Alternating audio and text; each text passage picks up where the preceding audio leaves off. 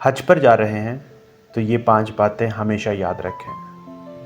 پہلی بات، دل کو صاف کر لیں، سب کو معاف کر دیں، سب سے معافی مانگ لیں۔ دوسری بات، نیت خالص رکھیں، صرف اللہ کے لیے جائیں، دکھاوے کے لیے نہیں۔ تیسری بات، حج کے ارکان اور دعائیں پہلے سے اچھی طرح سیکھ لیں تاکہ وہاں پریشانی نہ ہو۔